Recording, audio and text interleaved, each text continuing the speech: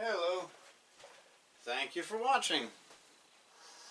This is my thoughts summary review of a debate. It was hosted by Modern Day Debates channel. It was between Dr. Frello and Standing for Truth.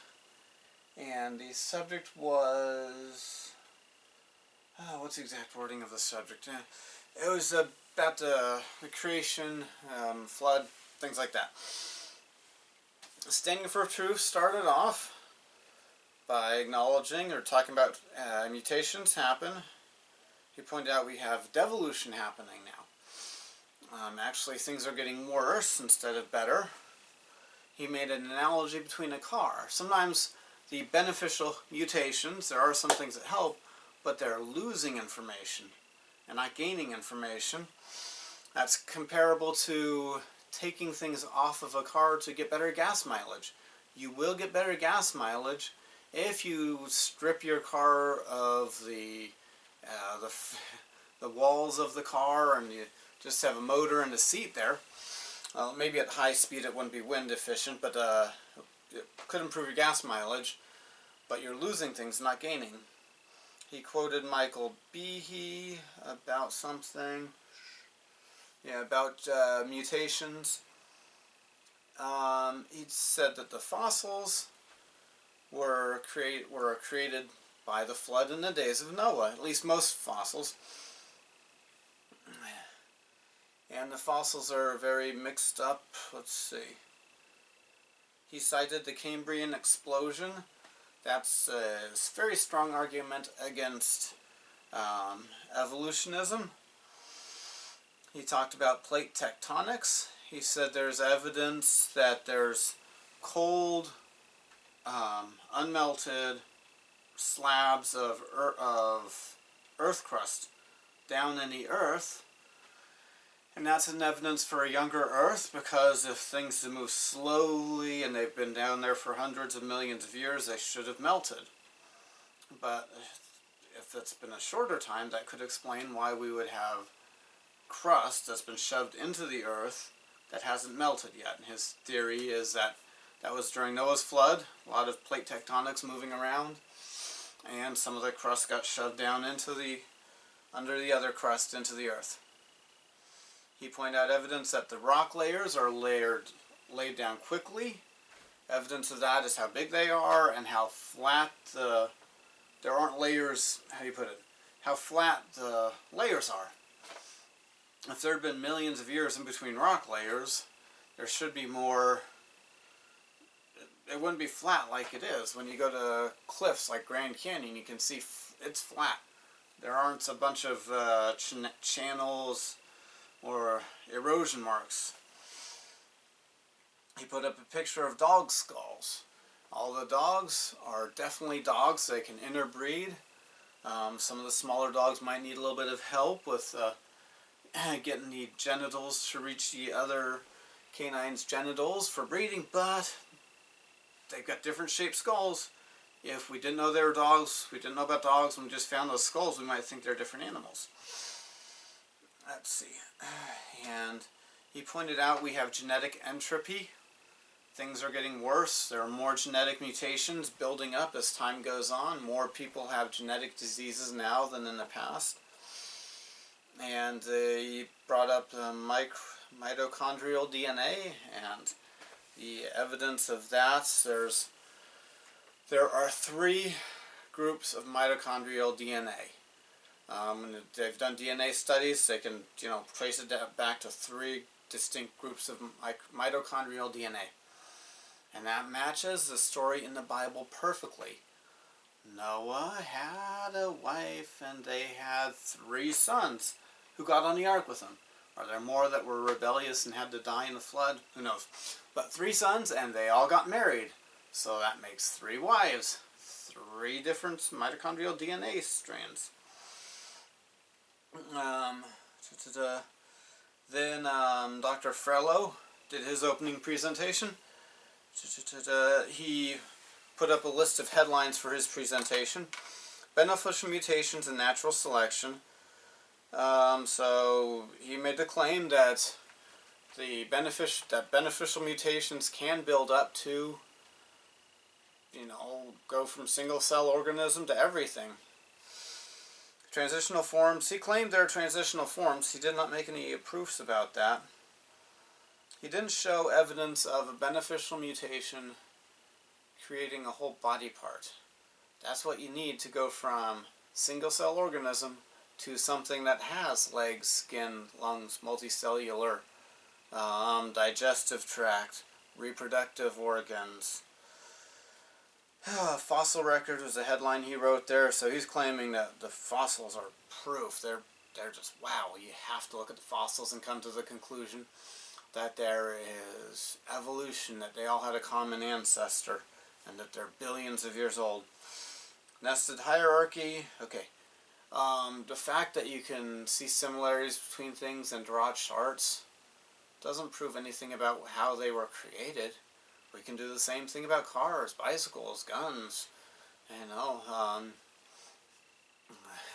revolvers, pistols with an exposed slide, then you can make them into subgroups. Double action, single action revolvers. That doesn't prove that the double action revolver,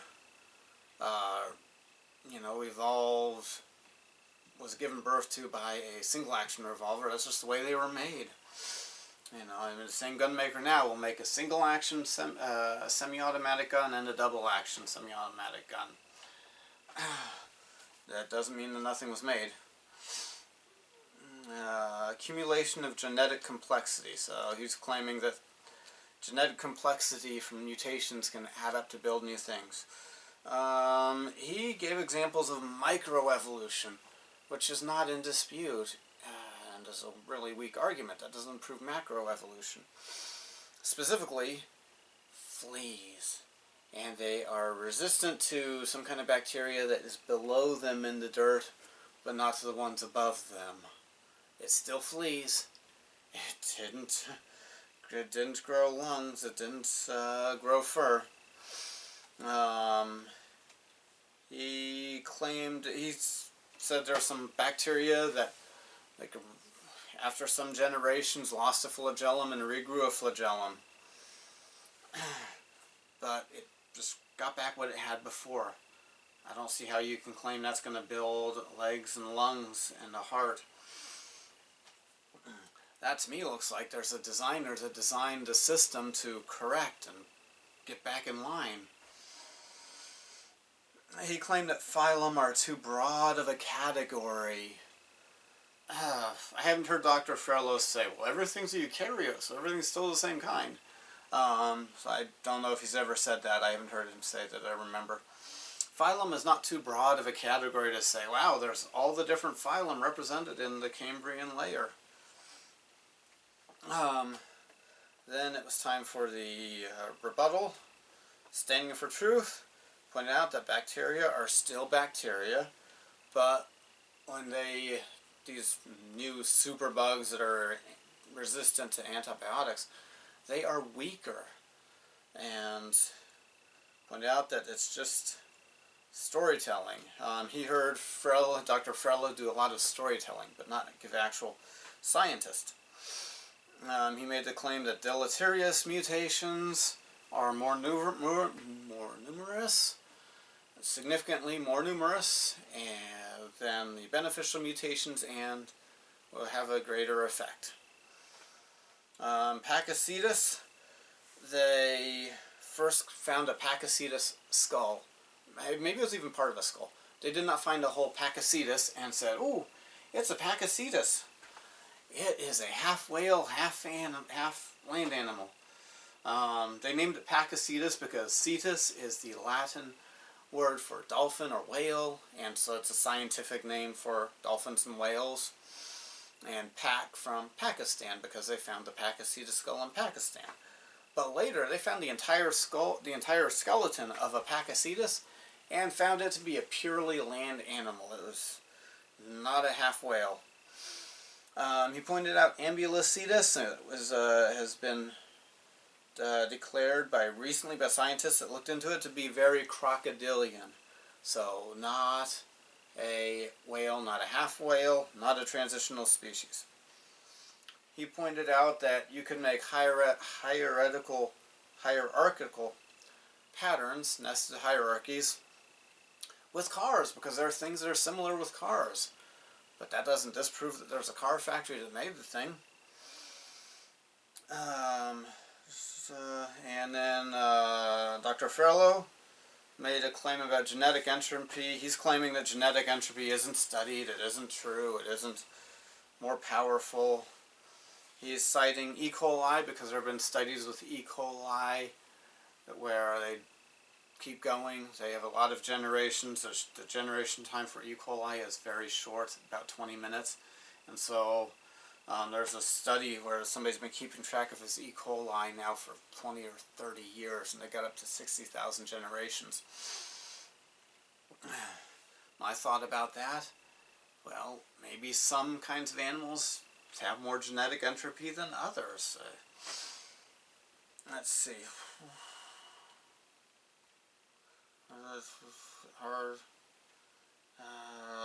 He claimed it's hard to find genetic entropy information in journals, scientific journals.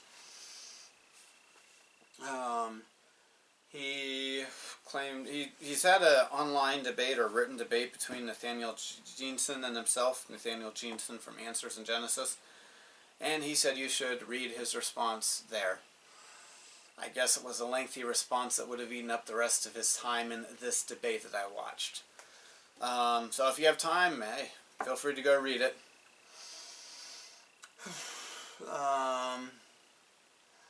He claimed Neanderthals are very different from humans, and thus a whole different species and not just a weird human.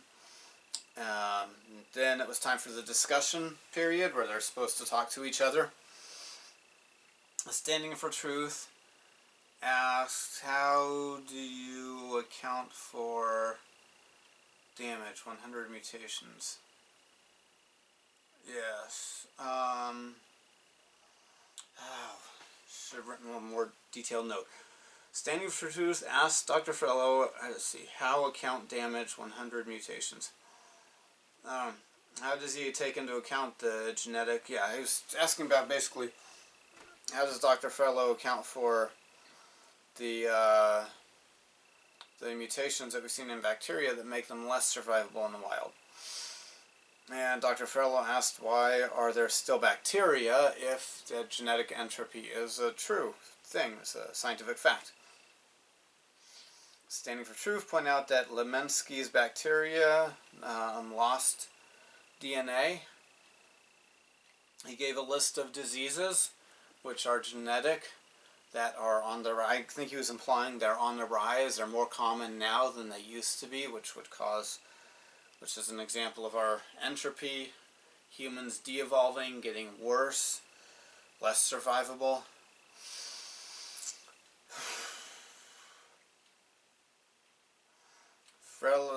Dr. Farlow claimed, even though there were lost genes, animals accumulate genetic material. Standing for Truth made a claim that beneficial mutations are rare. Dr. Farlow talked about the fruit flies, but they're still fruit flies. He wasn't able to say, this fruit fly turned into a mouse or a grasshopper. They just became deformed flies.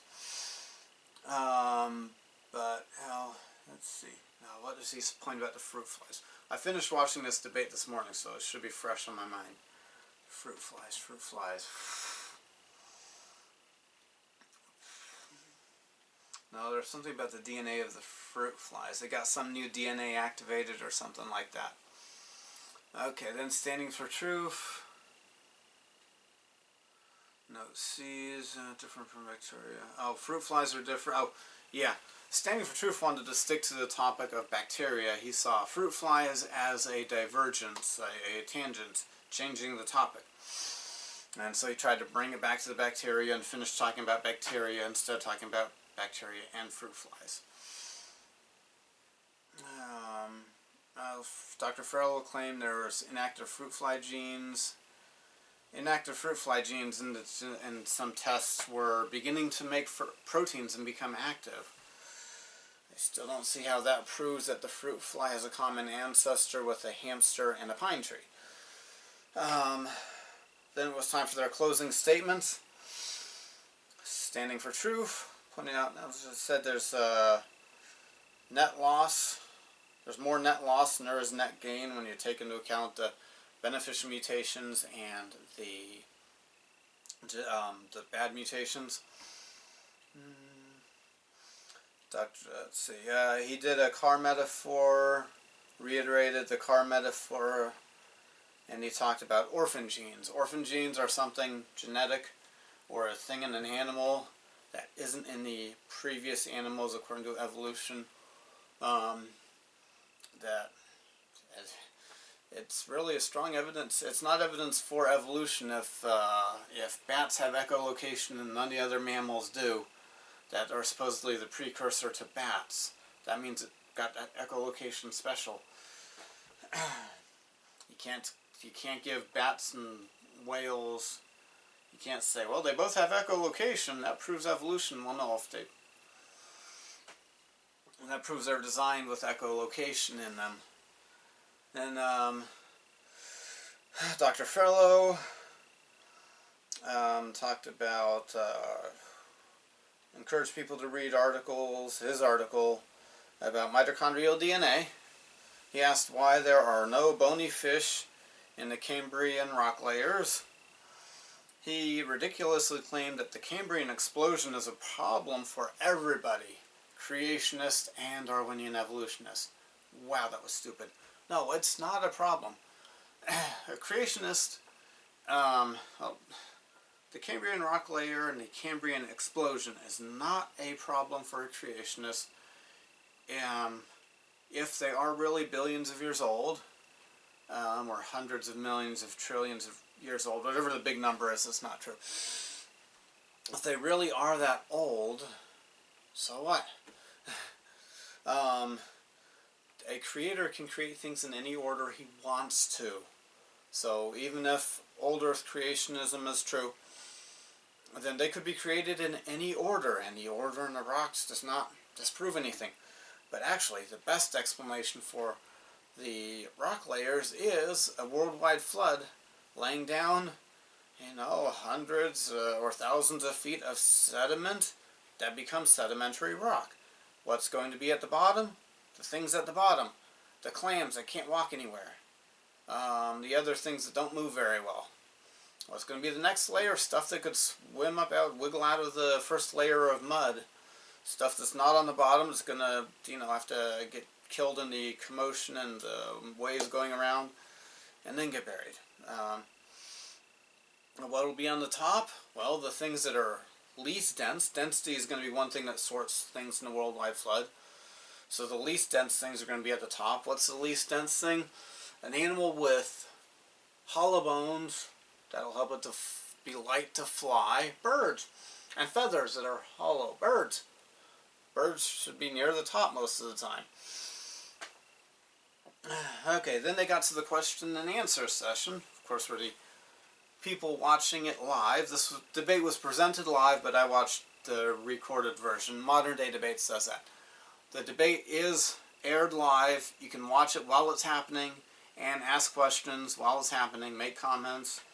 If you really want your question to be asked on that channel, make a super chat. Make a financial contribution to the channel, and that prioritizes you. And that's a reasonable thing for the channel to do.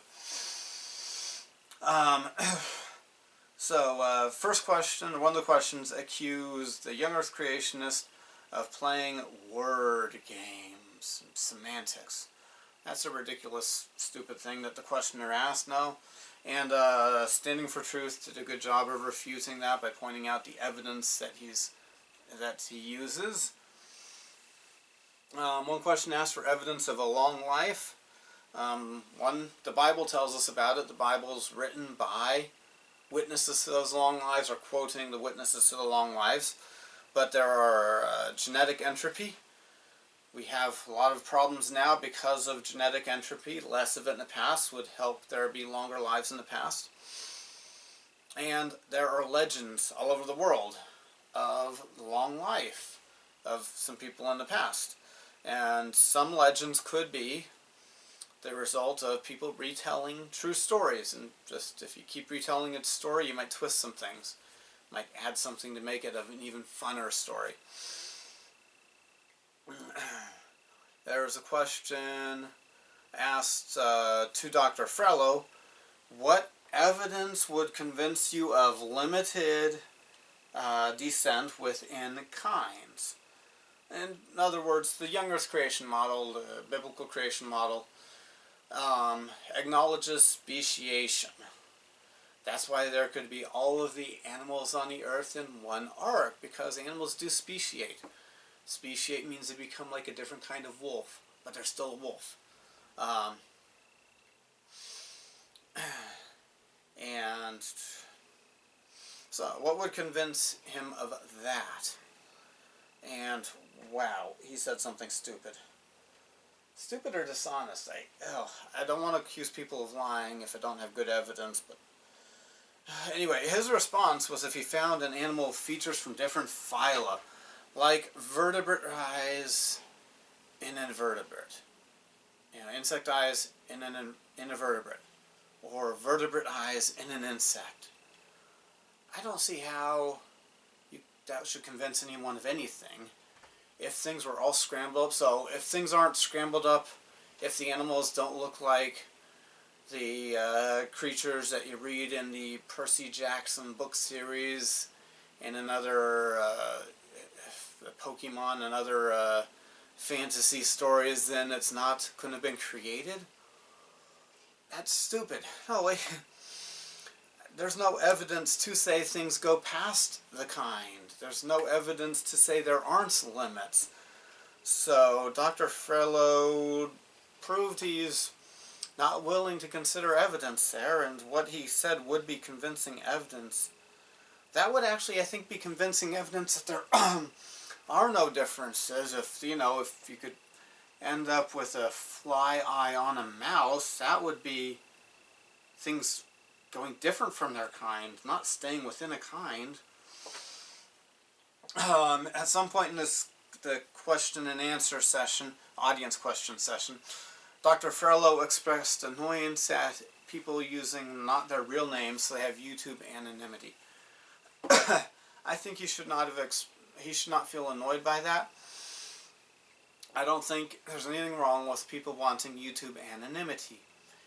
In fact, one of my regrets is that I did not take more time starting my YouTube channel to just make a caricature and have that on the screen, the way Sargon of Akkad does. He doesn't show his face in his videos usually. At some point he got outed. I'm not sure about how long it took him to do that, but other examples of YouTube channels where you never see the face of the person so they can have anonymity are Black Pigeon Speaks, Satan, Bearing. Black Pigeon Speaks did like an interview with Laura Southern where his body was there, but he used computer technology to put the Black Pigeon logo over his face to keep his anonymity. I don't think there's anything wrong with that for the following reasons. Some people are not making any money out of YouTube. So why risk things like not being able to get a real job somewhere so you can pay for yourself, pay for your needs in life because you have a video out or somebody might not like what you said in the video. Why not people be allowed to have that so they have a private life? I haven't become so famous yet that when I go to the grocery store everyone stops me and says, "Are you so-and-so?" But I could understand how somebody might want to be able to have a private life and go to a grocery store and not be stopped for a photograph, stopped for a signature, autograph, stopped for a comment. Personally, I've stopped somebody at the bank because I thought he was the mayor of the neighboring town, and I didn't get into an argument with him. I didn't have to talk to him in a long time, but I just had to, find out, is that the mayor? And I can understand if somebody wants to spread their ideas on YouTube or use their creativity on YouTube and not get stopped by people. Hey, are you that guy that made the video? I made the video on the internet. I didn't make the video here. Let's not talk about it here. I could understand if somebody thinks that way. And with all of the violence in this world now, there are people being doxxed. There are people being threatened. There is a presidential candidates,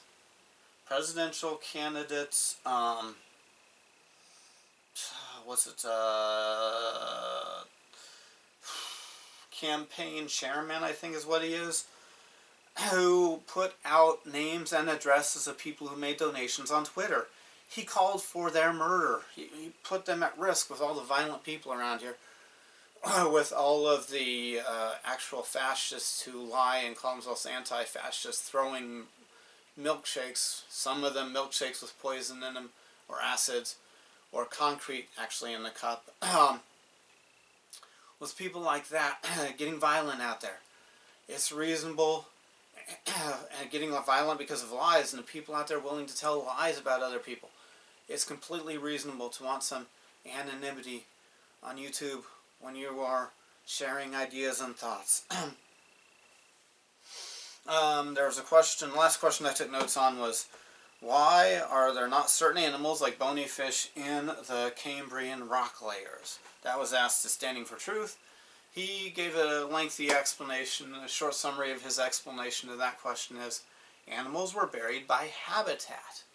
That makes sense to me. If there's a worldwide flood right now, you should not expect penguins down in Antarctica to get buried with polar bears from the Arctic, or mountain goats up in Alaska to end up buried with dingoes in Australia. Things will be sorted in a worldwide flood to some degree by habitat. They aren't going to get mixed up as well as like cake mix in a mixer, because the cake mix in the mixer is mixing everything this big. It's going to get mixed up much better than the... So, thank you for watching, and you have a good day.